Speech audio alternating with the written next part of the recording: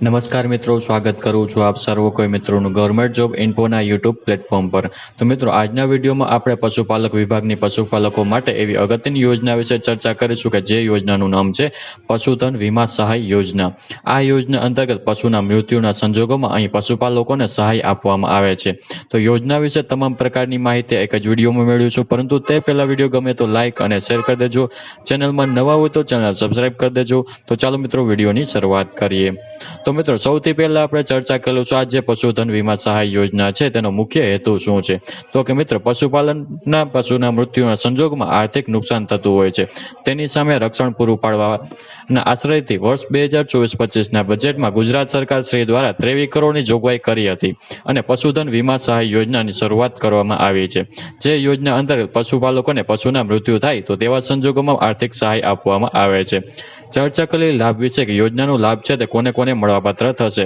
તો કે મિત્રો, આ યોજનાનું અમલીકરણ છે તે ગુજરાત સરકારનું પશુપાલન વિભાગ છે તેના દ્વારા અમલીકરણ કરવામાં આવે છે, જેથી કરી સ્વાભાવિક છે કે રાજ્યના તમામ વર્ગના પશુપાલકો આ યોજનાનો લાભ મેળવી શકે છે. પછી તે કોઈ પણ વર્ગના પશુપાલકો હોય તે દરેક પશુપાલકો આ યોજનાનો લાભ મેળવી શકે છે. ચર્ચા કરેલી યોજનાના લાભ વિશે કે મહત્તમ કેટલા પશુઓ માટે લઈ શકાય છે આ યોજના. તો મિત્રો, અહીં પશુપાલકોને ગાય કે ભેંસ વર્ગના પશુઓ છે તે મહત્તમ 10 પશુઓ માટે આ યોજનાનો લાભ મેળવી શકે છે.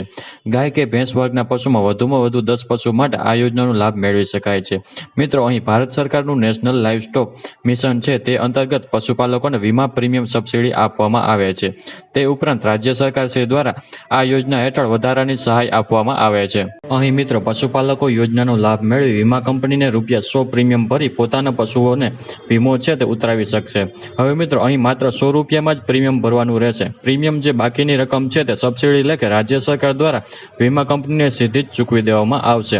અહીં પશુ દીઠ ₹100 ભરી અને તમે પશુ માટે વીમો જ ઉતરાવી શકો છો અને વધુમાં વધુ 10 પશુ સુધી વીમો ઉતરાવી શકો છો. વાત કરેલી અરજી ફોર્મ વિશે કે આ જે પશુધન વીમા યોજના છે તે યોજનાનો લાભ મેળવવા માટે પશુપાલકોએ અરજી કઈ જગ્યાએ કરવાની રહેશે. તો કે આ યોજનાનો લાભ મેળવવા માટે પશુપાલકોએ ઓનલાઈન અરજી ફોર્મ ભરવાનું રહેશે. ઓનલાઈન અરજી ફોર્મ આઈ ખેડૂતનું જે પોર્ટલ જે છે iKhedoot.gujarat.gov.in પર જઈને ઓનલાઈન અરજી ફોર્મ ભરી દેવાનું રહેશે. વર્ષ 2024-25 માટે ઓનલાઈન અરજી ફોર્મ શરૂ કરી દેવામાં આવ્યા છે. ઓનલાઈન અરજી ફોર્મ 1/1/2025 થી શરૂ કરી દેવામાં આવ્યા છે. 1/1/2025 થી લઈને 31/1/2025 સુધીમાં તમારે ઓનલાઈન અરજી ફોર્મ ભરી દેવાનું રહેશે.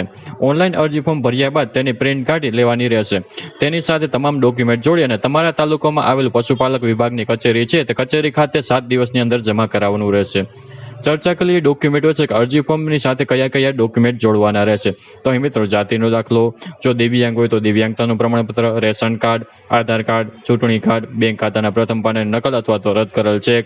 તો આટલા ડોક્યુમેન્ટ જોડી તમારા તાલુકામાં આવેલી પશુપાલક વિભાગની કચેરી છે તે ખાતે 7 દિવસની અંદર તમારે જમા કરાવવા દેવાનું રહેશે.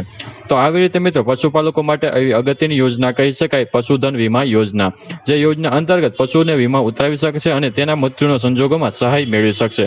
તો આશા રાખું છું કે વિડીયો પસંદ આવ્યો હશે. વિડીયો પસંદ આવ્યો હોય તો લાઇક અને શેર કરી દેજો. ચેનલમાં નવા હોય તો ચેનલ સબસ્ક્રાઇબ કરી દેજો.